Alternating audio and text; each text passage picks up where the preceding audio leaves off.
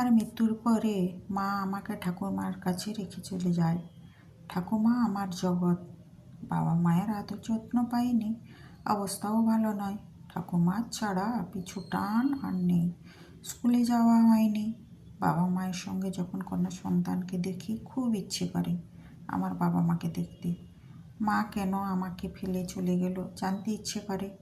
আমায় জন্ম দিয়ে এইভাবে ফেলে যাওয়া তার মনে কষ্ট হয়নি? কেমনভাবে বাঁচবো, কে দায়িত্ব নেবে? তখন খুব ছোট, অত বুঝতাম না। এখন বয়স 15, ঠাকুমা আর নেই।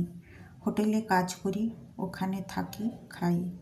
পুজোতে জামা কাপড় দেয়, যা পাই যত্ন করি, গুছিয়ে রাখি। কাউকে দেওয়ারও নেই, নেওয়ারও নেই। কেউ আমার জন্য পথ চেয়ে বসে থাকে না। আমার কোনো সম্পর্কও নেই। সবার কত মানুষজন থাকে, আমি সম্পূর্ণ একা এই পৃথিবীতে। কোন বংশে জন্ম জানি না, নাম কে রেখেছিল তাও জানি না। আমি তখন খুব ছোট্ট যখন মা ছেড়ে চলে যায়। ঠাকুমা রতন বলে ডাকতো। ঠাকুমার দেওয়া নাম কিনা জানি না, এখন সবাই রতন বলে ডাকে। আমি কার রতন? যাদের রতন তারা তো ফেলে পালিয়েছে। তাহলে রতন নামটা বোধ করি যথাযথ হলো না। আমার মা কেমন একবার খোঁজ পর্যন্ত নেয় না। আমি কেমন আছি তা জানতে ইচ্ছে করে না বোধহয়। আমার কেউ নেই বলে অনুষ্ঠান বাড়িও আমার নেই। হোটেলের কর্তাকে বাবা বলে ডাকি। 10 বছর বয়সে এখানে আসি।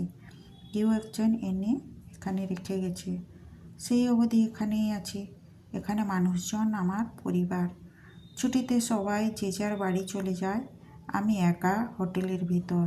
রান্না টুকটাক পারি, নিজের করে খেয়ে নিয়ে নির্জন হোটেলে একা ঘুমিয়ে পড়ি। শরীর খারাপ করলেও কেউ জিজ্ঞাসা করার নেই। খেয়েছিস কেনা কেউ জিজ্ঞাসাও করে না। আমি নিজেই নিজে বড় হয়ে উঠছি, নিজেই নিজের অভিভাবক। নিজেকে বলি, রতন একা আছিস, ভালো আছিস, তোর জন্য চিন্তা করার কেউ নেই। তোকেও কারোর জন্য চিন্তা করতে হয় না। ভগবান ভালোই করেছেন।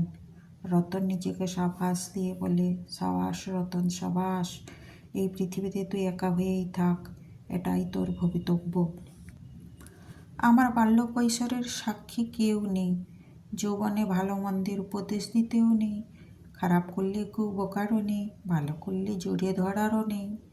মরণে ক্ষতি নেই, চোখের জল ফেলারও কেউ নেই, আহা বলারও কেউ নেই। সম্পূর্ণ একা এই পৃথিবীতে। এত বড় পৃথিবী নিশ্চয়ই আমাকে ছোট থেকে বড় হতে দেখেছে।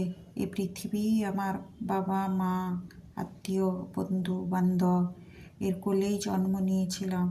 আবার এর কোলেই চিরনিদ্রায় ঘুমিয়ে পড়ব।